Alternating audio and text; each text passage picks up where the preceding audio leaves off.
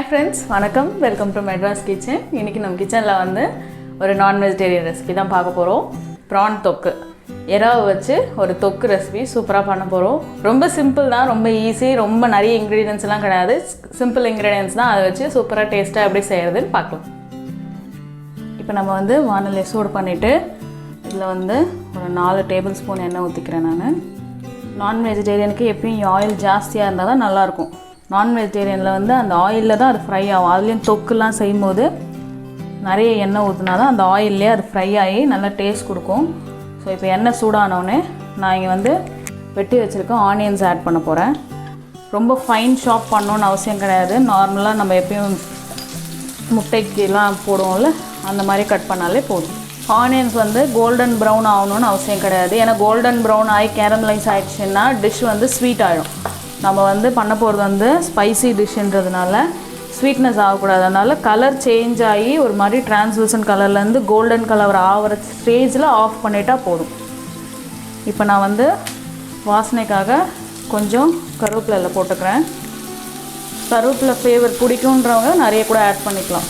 இது வதங்கி வரத்துக்குள்ளே நான் இங்கே வந்து ஒரு பாதி கப் பூண்டு வச்சுருக்கேன். இந்த பூண்டை வந்து நல்லா வந்து மிக்சியில் அரைச்சி எடுத்துக்க போகிறோம். ரொம்ப மையாக அரைக்கக்கூடாது, கொஞ்சம் திரியாக அரைச்சி எடுத்துக்க போகிறோம். இப்போ பாருங்கள், நல்லா வந்து கலர் சேஞ்ச் ஆக போகுது. கோல்டன் ப்ரௌன் ஆகிறதுக்கு முன்னாடி ஸ்டேஜில் இருக்குது. இப்போ வந்து நம்ம இந்த அரைச்சி வச்ச பூண்டை வந்து ஆட் பண்ணிக்கலாம். நிறைய பேர் வந்து இஞ்சி பூண்டு பேஸ்ட் போடுவாங்க. எறாக்கு வந்து இஞ்சி பூண்டு பேஸ்ட்லாம் போட்டோன்னா நம்ம வந்து அதோட டேஸ்ட்டே மாறிடும். நம்ம மட்டன் சுக்கா அந்த ஃப்ளேவரில் வந்துடும். எப்பயுமே எறாக்கு வந்து பூண்டு மட்டும்தான் ஆட் பண்ணோம். அதுவும் வந்து ரொம்ப மையாக அரைச்சி ஆட் பண்ணோன்னா அது டேஸ்ட்டே மாறிடும், வாசனையாக இருக்கும். அந்த பூண்டை ஆட் பண்ணும்போது பூண்டை ஆட் பண்ணி அந்த பூண்டோட ரா ஸ்மெல் போகிற வரைக்கும் நல்லா குக் பண்ணுங்கள். வெறும் பூண்டு போடுங்க. பூண்டு நிறைய போடுறதுனால தப்பு இல்லை. நான் வந்து 1/2 kg ப்ரான் எடுத்திருக்கேன். அதுக்கு வந்து நான் வந்து 1/2 கப் பூண்டு போட்டிருக்கேன். நல்லா இப்போ வந்து நான் வந்து நல்லா பொடியாக நறுக்கி வச்ச தக்காளி ஆட் பண்ண போகிறேன். இது வந்து நான் வந்து ஒரு 1/2 kgக்கு வந்து 2 தக்காளி, பெரிய தக்காளி எடுத்திருக்கேன், சின்னதாக நறுக்கி வச்சுருக்கேன். 1/2 kg தக்காளிக்கு நான் 4 வெங்காயம் எடுத்தேன், பெரிய வெங்காயம் 3 தக்காளி எடுத்திருக்கேன். தக்காளி எப்பயுமே வெங்காயத்தோட கம்மியாக போட்டால் தான் வந்து நான்வெஜ்லலாம் வந்து நல்லா வாசனையாக இருக்கும். இல்லைனா தக்காளி தொக்கோட டேஸ்ட் வந்துடும்.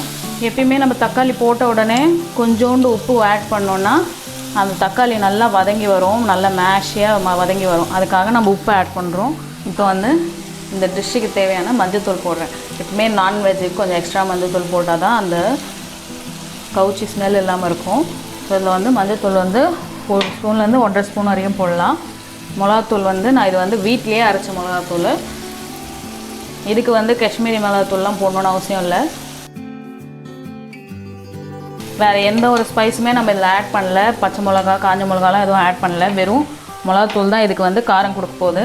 ஸோ அதனால் நான் வந்து 4 ஸ்பூன் போட்டிருக்கேன். காரம் ஜாஸ்தி வேணுன்றவங்க அதுக்கேற்ற மாதிரி அட்ஜஸ்ட் பண்ணலாம், கம்மியாக வேணுன்றவங்க கம்மியாக அட்ஜஸ்ட் பண்ணிக்கலாம். இதை வந்து ஸ்லோ பண்ணிவிட்டு இந்த மசாலாவை ஒரு 2 நிமிஷம் குக் பண்ணுங்கள். 2 நிமிஷம் குக் பண்ணிவிட்டு இதில் வந்து நான் வந்து 1/2 kg ப்ரானை வந்து நல்லா வாஷ் பண்ணி 3 வாட்டி வாஷ் பண்ணி எடுத்து வச்சுருக்கேன். இதை நம்ம ஆட் பண்ணிடலாம். இதை நல்லா இதோட சேர்த்து மிக்ஸ் பண்ணி விட்டுடலாம். ப்ரான் தொக்கு செய்யும்போது நம்ம எப்பயுமே வந்து வாட்டர் ஆட் பண்ணவே கூடாது. ஏன்னா ப்ரான்லேயே நிறைய வாட்டர் கண்டென்ட் இருக்கும். அது வதங்க அது உள்ளே இருக்க வாட்டர்லாம் அதுவே ரிலீஸ் பண்ணிவிடும். ஸோ ஸ்லோவில் வச்சு நல்லா திருப்பி பரட்டி விடுங்க. அந்த வாட்டரே ரிலீஸ் ஆகும் கொஞ்சம் நேரத்தில். அதிலே இந்த தொக்கு நல்லா வெந்துடும். எப்பயுமே ப்ரான் வந்து பெரிய ப்ரான்ஸ் வாங்குறத விட குட்டி ப்ரான்ஸ் வாங்குறது தான் நல்லா டேஸ்ட்டாக இருக்கும். எல்லோரும் வந்து பெருசாக இருந்தால் தான் நல்லா டேஸ்ட்டாக இருக்கும் அப்படின்னு நினச்சிட்டு இருக்காங்க. அப்படி கிடையாது.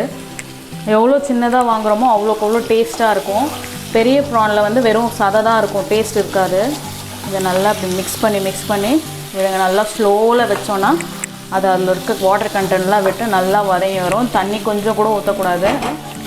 ஏன்னா அதில் வந்து ஏற்கனவே வாட்டர் கண்டென்ட் இருக்கும். அதனால தான் நம்ம இறால வந்து ரொம்ப தண்ணியெலாம் ஊற்றி குக் பண்ணக்கூடாது. அதில் இருக்க தண்ணியே வந்து ரிலீஸ் ஆகும்.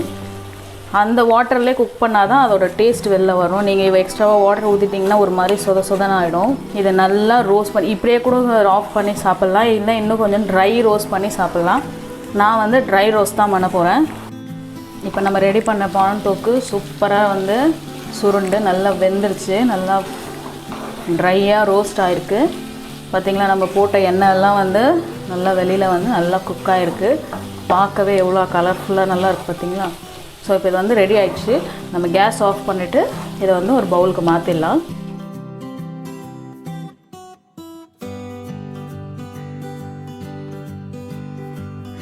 இப்போ நம்மளோட டேஸ்டியான ஸ்பைசியான ப்ரான் வந்து நல்லா ரெடி ஆகிடுச்சு. பாருங்கள் எவ்வளோ சூப்பராக ரெடியாக இருக்குது. இப்போ இதை நம்ம வந்து டேஸ்ட் பண்ணிடலாம். சூப்பராக இருக்குது. நீங்களும் உங்கள் வீட்டில் இந்த ரெசிபியை ட்ரை பண்ணி பாருங்கள். ட்ரை பண்ணிவிட்டு உங்கள் கமெண்ட்ஸ் எனக்கு கமெண்ட் செக்ஷனில் சொல்லுங்கள். மெட்ராஸ் கிச்சன், உலகின் தலை சிறந்த மருந்து உணவு.